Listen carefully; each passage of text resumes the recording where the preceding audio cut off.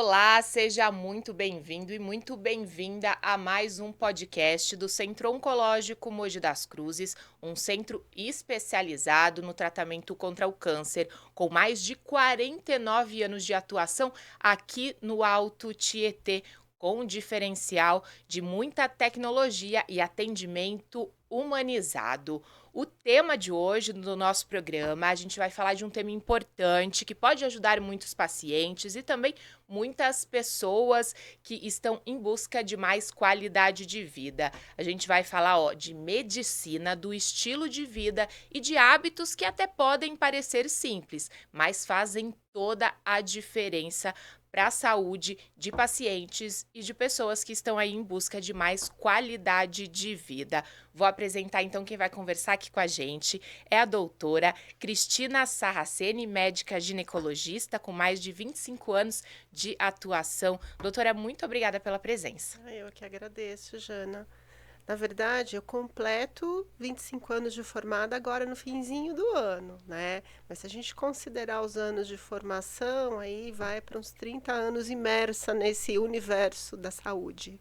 Que tem muita coisa para estudar e para praticar, né, doutora? Sem dúvida, sem dúvida. A medicina de hoje não é a medicina que eu aprendi na faculdade 25 anos atrás, graças a Deus, né? E cada curso que a gente faz e cada paciente que a gente atende é realmente uma mudança, um ponto de mudança para a gente. Vamos então começar falando da medicina de estilo de vida, como que ela chegou até a doutora, se encantou aí por esse tema, como é que foi? Então, a gente sempre fala de mudança de estilo de vida, né? De adquirir hábitos saudáveis, de deixar de lado os hábitos ruins, mas normalmente a gente não vê isso de uma maneira estruturada, né? Que nem a medicina de estilo de vida. A medicina de estilo de vida, ela não é considerada uma especialidade médica, pelo menos não aqui no Brasil, e ela tem só 20 anos, né? Vamos dizer assim, 20 anos do desenvolvimento da técnica. E ela passa por componentes que normalmente a gente não está acostumado a estudar no dia a dia e a ver no dia a dia. Então, como que a gente vai auxiliar o nosso paciente a adquirir novos hábitos? Como que a gente vai identificar o quanto esse paciente está preparado para essa mudança? Né? Se ele já está no ponto em que ele realmente vai mudar, se ele está num ponto anterior, né? Então, a gente passa por estudo de ciência do comportamento, que é uma coisa que a gente não tem dentro da faculdade, né? A gente passa pelo estudo da conexão com o paciente, que é uma coisa que realmente aumenta a nossa humanização do atendimento, né? De uma maneira científica, de uma maneira estruturada, né? Então, eu estou me deparando com um universo novo, riquíssimo e que eu estou meramente engatinhando. E como que conheceu essa medicina? Alguém te apresentou, foi estudando, pesquisando, como que foi? Então, na verdade, a gente vai procurando.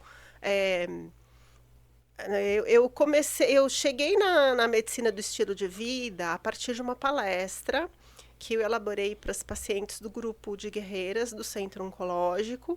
Né, a Valéria, que é a nossa psicóloga, ela me chamou para fazer uma palestra. Ah, você vai fazer uma palestra para pacientes que tiveram câncer. Falei, caramba, mas o que que eu vou falar? Como é que eu posso falar de uma maneira leve para uma pessoa que já tem tanta informação e tem tanta coisa pesada na vida dela, né? E aí eu acabei vendo algumas palestras dos grupos de medicina integrativa na Califórnia e acabei vendo algumas palestras dos médicos adventistas aqui no Brasil e é muito bacana a sinergia que eles têm. E a partir disso eu elaborei esse bate-papo. Eu não gosto nem de falar de palestra, porque eu gosto de ser o mais simples possível, até porque assim eu deixo a plateia livre para me contar o que eles estão sentindo e para perguntar aquilo que realmente vai fazer diferença para eles, né? E depois dessa palestra, que foi assim, a gente teve uma plateia muito pequena, mas uma plateia que ficou muito emocionada, né? Então, foi um ponto muito importante para mim. E eu, tentando aprofundar esses estudos, eu acabei encontrando a medicina do estilo de vida, que não é a medicina integrativa, não é considerada uma especialidade, mas ela fala dessa ciência, sabe? É uma busca que eu já tenho na minha prática faz muito tempo. É engraçado a gente ver, porque fala muito de filosofia, fala muito de conceitos, fala de Aristóteles e fala de conceitos filosóficos e te faz sugestão de livros. E, de repente, falei, gente, mas eles estão me sugerindo ver esse livro e eu já li esse livro, né? E é bacana porque antes de você conseguir entrar nessa formação, você passa por uma entrevista e para o entrevistador ver se você realmente está no ponto de você estudar medicina do estilo de vida. E a hora que a gente estava terminando a entrevista, ele virou para mim e falou, mas nossa, mas como que você não fez isso antes? Eu falei, pois é, acho que não tinha chegado o momento. Tudo vem na hora certa. Tudo vem na hora certa. Vamos falar então um pouquinho mais dessa palestra, né? Que você falou um encontro, uma conversa, essa questão da conexão, do social também tá aí na medicina do estilo de vida. Como é que foi essa palestra com essas mulheres do projeto Guerreiras? Então, o Projeto Guerreiras, ele tá desde 2022, a gente está na 3ª ou 4ª edição, né? Todo ano a gente faz uma série de palestras, a gente está tendo palestras desde o começo do ano. E a minha palestra foi Cuidados para as pacientes que tiveram câncer. E eu quis ampliar isso para cuidados que a gente tem que ter como ser humano. E aí eu acabei caindo nessa espiral que eu estou aqui agora, que eu estou começando a trilhar. Muito bom. Doutora, a medicina do estilo de vida também tem alguns passos ali que a gente pode falar para entender melhor como ela funciona, né? São passos aí para ter uma vida mais saudável, né? A gente destacou aqui alguns passos para a gente poder comentar um pouquinho, doutora. Léo vai mudar a tela para a gente poder falar do primeiro passo. Atividade física regular. Desenvolvimento de programas de exercícios adaptados, então, à realidade de cada pessoa. Exatamente. Qual que é a importância disso? É importante para a autoestima, é importante para a mobilidade, é importante para manutenção do peso, é importante, inclusive, para a manutenção de um cérebro saudável e de um cérebro jovem, né? E a gente pensa, mas eu não tenho dinheiro para pagar uma academia, ou eu odeio musculação. Tá tudo bem. Escolha a atividade física que você gosta. Faça pelo menos 150 minutos por semana. Gente, se você dividir por 7 dias na semana, dá um pouquinho por dia. Eu não consigo fazer os minutos do dia de hoje tudo de uma vez. Tudo bem, faz em 2 tomadas, não tem problema. Tem estudos que falam que, inclusive, para redução de colesterol, você dividir em pequenos intervalos é até melhor, né? O importante é se mexer. O projeto original de Papai do Céu é para o corpo da gente se mexer. Então, faz parte. Com certeza. O que eu achei interessante também é adaptados à realidade de cada pessoa. Exato. Porque é você fazer o que você gosta, o que você tem disponibilidade. A gente tem parques, né? Tem academias ao ar livre também. Então, assim, o que a pessoa tiver de possibilidade e o que gostar também. Exatamente. De repente, você estar dentro de um grupo que gosta das mesmas coisas, chama sua vizinha, vai caminhar. Mas eu não gosto disso. Não faça isso. Eu gosto de pular corda. Pula corda. Eu gosto de dançar. Dança.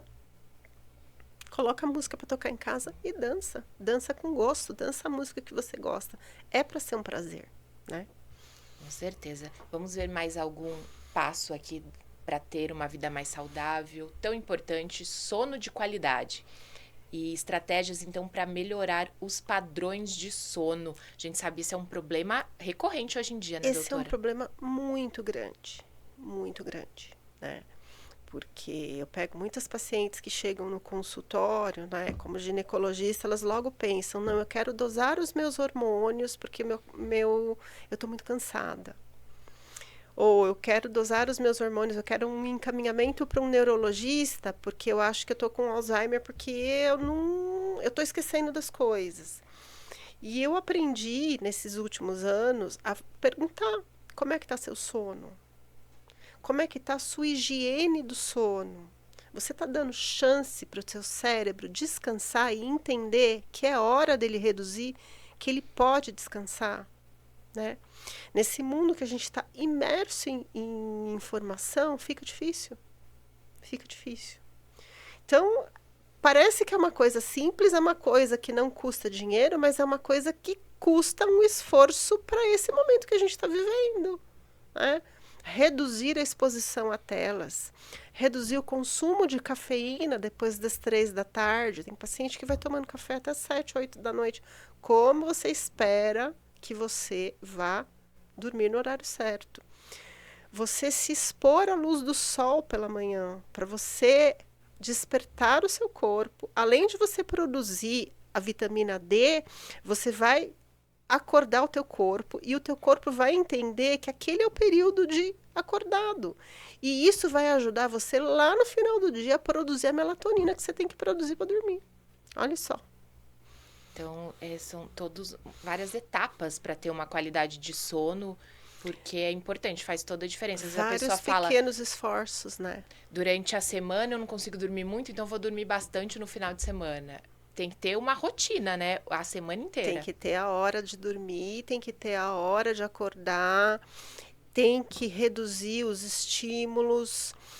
Uma amiga nutricionista me mandou essa semana um texto muito bacana falando de você usar óculos escuros à noite em casa, que é justamente para a penumbra te ajudar teu corpo a se ajustar para a hora de dormir, né? Muito importante, muito difícil. Com certeza, mas tem que ir atrás Tem que ir dessa. atrás. A higiene do sono, eu acho que é uma É o boa. mais difícil, é o mais difícil nesse momento que a gente está vivendo, né? Eu acho que depois da pandemia parece que piorou, né? O bombardeamento de informação aumentou, né? Com certeza. Vamos ver mais um passo aqui importante. Gerenciamento do estresse. Mais ou menos o que a gente já está falando, né? Tem técnicas, então, como mindfulness, meditação, para controlar o estresse e melhorar o bem-estar. Isso também faz parte da medicina do estilo de vida. Sem dúvida, sem dúvida. E faz parte como técnica para o médico também. O mindfulness, você estar presente naquele momento te faz ser mais assertivo e mais receptivo para o seu paciente, né? E isso também vem de encontro àquilo que a gente estava falando de diminuir as mídias, de diminuir a exposição a tanta informação, né? Estava comentando com uma amiga antes de entrar aqui, tem um livro fantástico que fala justamente disso, que é de um monge sul-coreano chamado As Coisas que Você Só Vê Quando Você Desacelera. A arte de desacelerar, né? Tão E o necessário. quanto esse tempo de, de introspecção é importante. Né? A mesma meditação, né, doutora? A gente já tem estudos que comprovam a eficácia dela. Sim, a meditação, a oração, a prática de exercícios ajuda, a prática de ter um hobby ajuda, né?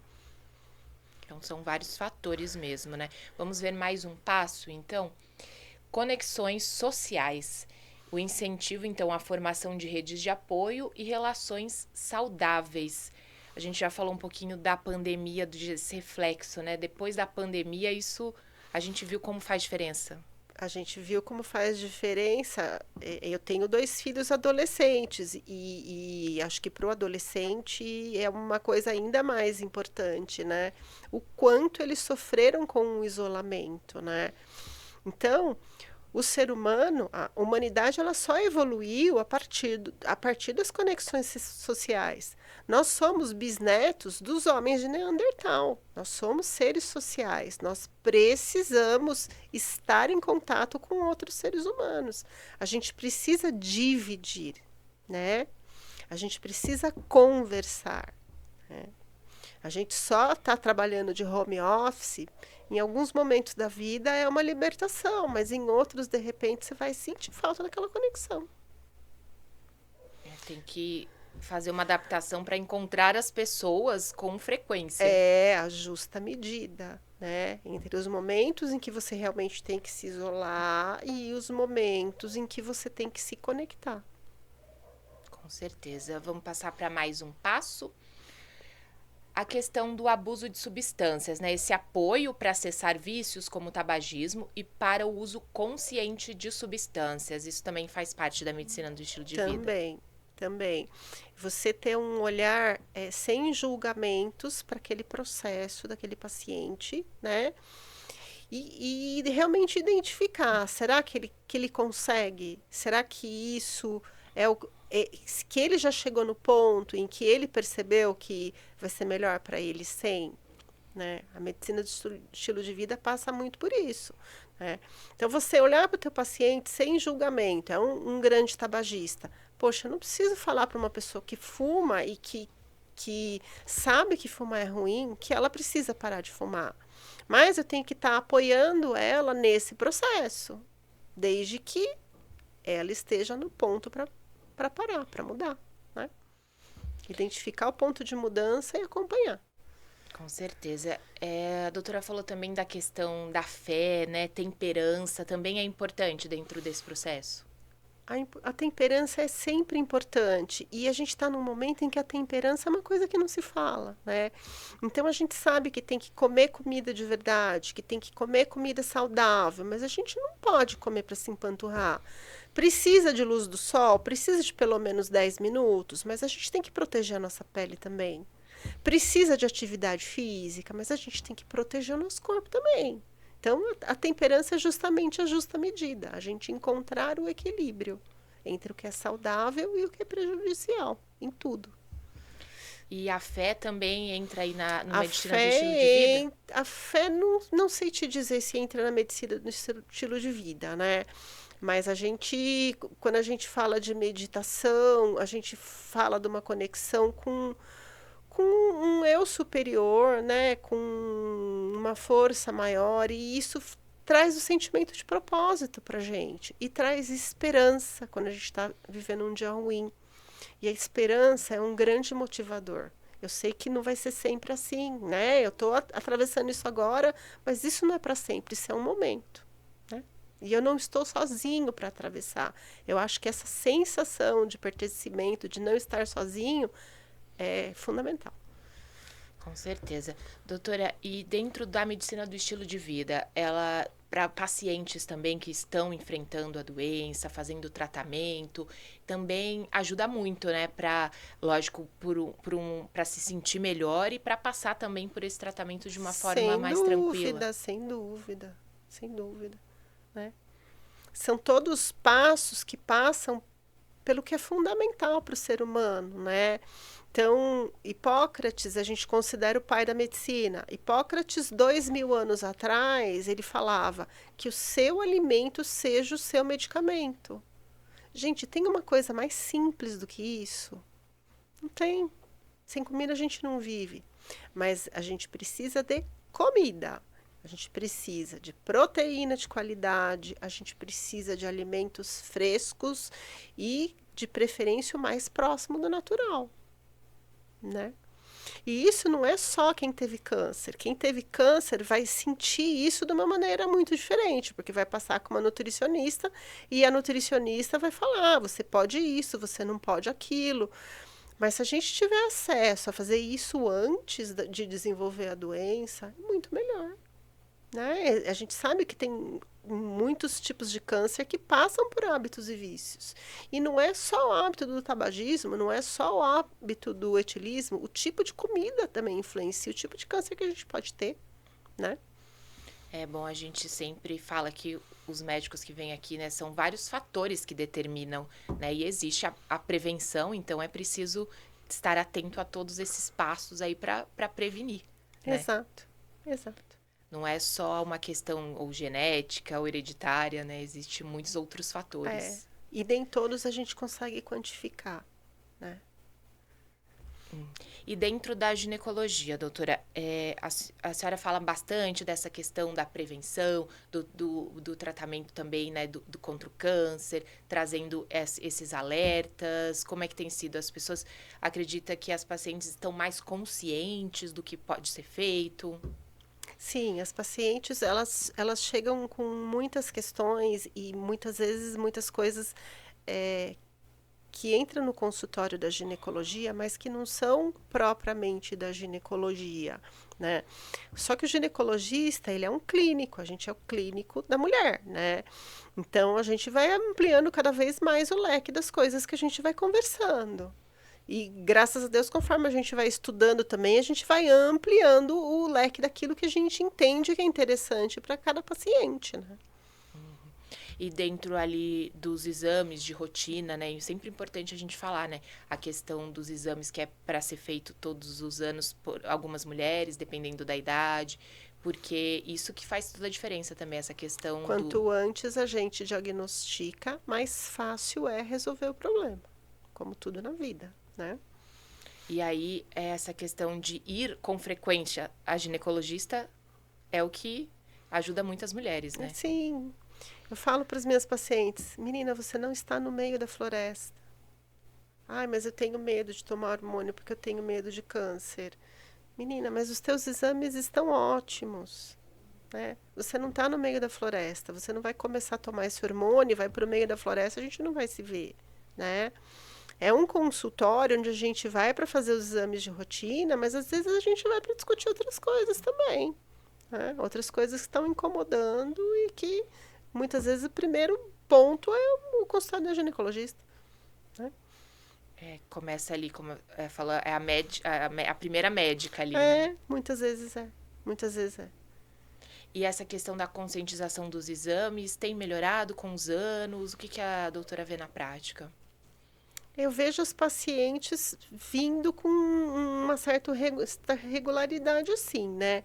E os exames, eles vão avançando também, né? Então, a gente vai identificando lesões cada vez menores. Graças a Deus, 99,9% lesões benignas, mas a gente pega lesões muito pequenininhas, né?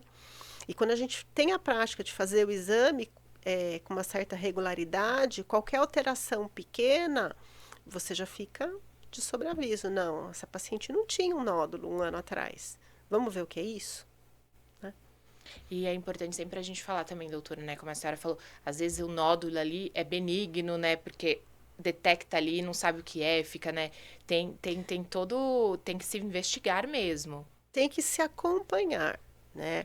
Às vezes é um nódulo que já estava ali, é um nódulo com característica de benignidade, um nódulo que faz 3, 4 anos que essa paciente está acompanhando, ele não cresceu, e as características são de benignidade, então, às vezes a gente só tem que falar, olha, vamos só observar. Você não tem queixa, você não tem história, o nódulo está quietinho, né? É que muita gente, às vezes, sai um nódulo no exame e já fica desesperada, né? Então, mas é o que eu estava falando. Se é um nódulo que está estável, já tem um tempo, a chance de você ter algum problema é muito, muito pequena. Agora, fez um exame no ano, no outro apareceu um nódulo com certo tamanho, investigar, né? Vamos prevenir. Com certeza. Doutora, nesse tempo de carreira, muitas pacientes já passaram, assim, tem alguma história que marcou? Imagino que várias, que queira dividir com a gente, contar como que tem sido. Eu acho que são muitas coisas, mas eu acho que essa jornada, ela me leva cada vez mais para o lado da humanização e para o discutir o que não é puramente a ginecologia, né? Então, eu percebo que muitas vezes acolher e tranquilizar a paciente é o que faz a maior diferença no tratamento. E qual que é a sua expectativa, então, com a medicina do estilo de vida daqui para frente, começando aí a dar uma aprofundada mais? O que a doutora Eu espera? acho que é isso, que é Eu me aprofundar cada vez mais na humanização e entender as motivações das minhas pacientes. E entender em que ponto ela está com relação à mudança que ela precisa fazer. E poder acompanhar essa paciente na mudança que é necessária. A gente falou aqui de alguns passos, né, do estilo de vida, então a médica consegue orientar em todos esses passos, é isso? Ajudar o Exato. que pode ser feito, em qual momento. Exato, né? Então tem... Acompanhar, celebrar junto, olhar sem crítica quando não é o momento daquela paciente, né? Muito bom. Doutora, a gente tem conversado aqui com os médicos do centro oncológico, essa questão da humanização desse atendimento sempre vem à tona porque é o que faz a diferença. Ajuda muito no tratamento, né? O paciente se sentir tranquila, ter essa confiança com o médico. Exato. Eu costumo dizer que o primeiro tratamento para um paciente é como você o trata. Então, se o paciente chega no meu consultório, sou ginecologista, então mulher, se a paciente chega no meu consultório e ela senta na cadeira na minha frente e ela suspira, eu já entendo que eu preciso de um tempo a mais e que eu preciso dar o tempo dela de relaxar e me contar o que realmente está preocupando, né? Não é só, às vezes não é só um problema pontual, né? Não, às vezes o que trouxe ela, às vezes ela vai me contar alguma coisa, mas o que realmente está preocupando ela, de repente ela vai levar uma consulta inteira e a hora que ela tiver para sair do consultório, ela vai colocar a mão na maçaneta e vai virar, mais doutora? Aí eu já sei que ela precisa voltar, sentar e aí ela vai me contar o que está acontecendo. E tudo que influencia, né, na saúde. É. E a gente que é mulher, a gente tem uma série de crenças e uma série de delicadezas que a gente precisa aprender a ver, né? Não é simplesmente chegar e fazer 2 hambúrgueres, alface, molho, queijo, molho especial. Não, né? Cada paciente reage de um jeito e cada paciente vai confiar e vai conseguir se expandir na consulta num determinado momento. Com certeza.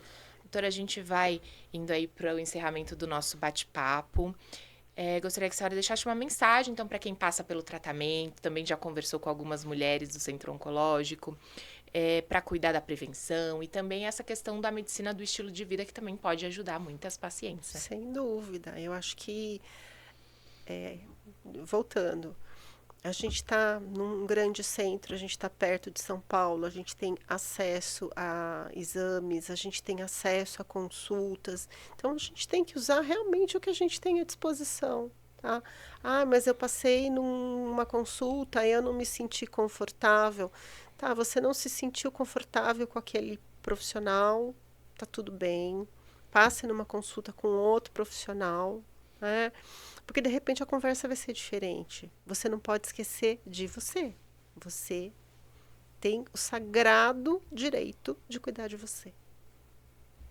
Com certeza, ótimo. Muito obrigada, viu, por Eu esse que bate-papo, por agradeço. trazer tanta informação, orientação e falar da medicina do estilo de vida é uma novidade, que é sempre bom a gente conhecer coisas novas. Sem dúvida, sem dúvida. Eu é que agradeço, Jana, seu acolhimento. Muito obrigada. Obrigada.